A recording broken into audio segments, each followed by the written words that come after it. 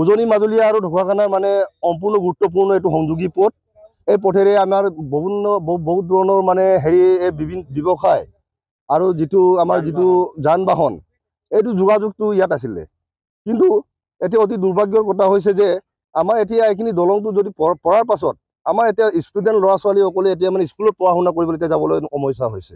এতিয়া আপোনালোকে দেখিছেই নহয়, এই দলংখনৰ ওপৰেদি আপোনাৰ কিমান ল'ৰা ছোৱালী পাৰ কৰিছে আৰু কিমান ৰাইজে কেনেকুৱা জনসাধাৰণে কিমান ভুক্তভোগীত পাৰ কৰি আছে, কিমান ভয়ে ভয়ে মানে জিঅ' আকাশত বান্ধি পেলাই এটা টোপোলাত বান্ধি পেলাই এটা পাৰ কৰিবলগীয়া হৈছে। আৰু ল'ৰা ছোৱালীসকলক মাক দেউতাকে যেতিয়ালৈকে ঘৰত দেখা নাপায় তেতিয়ালৈকে মাক দেউতাকৰ মানে মনত শান্তি নাই, মোৰ ল'ৰাটো মানে পাৰ কৰোঁতে কিবা এটা হৈছে নেকি, বা এই দলংখনৰ অৱস্থা এনেকুৱা আছিলে আৰু এনেকুৱা পৰিৱেশত কিবা এটা পৰি পেলাই দলংখন ভাগি পেলাই মোৰ ল'ৰাটো কিবা এটা হৈছে, মোৰ ছোৱালী কিবা এটা হৈছে নেকি, এনেকুৱা আশংকাত ভুগি পেলাই এতিয়া আমাৰ ৰাইজে জনসাধাৰণৰ এতিয়া মানে শান্তি নাই।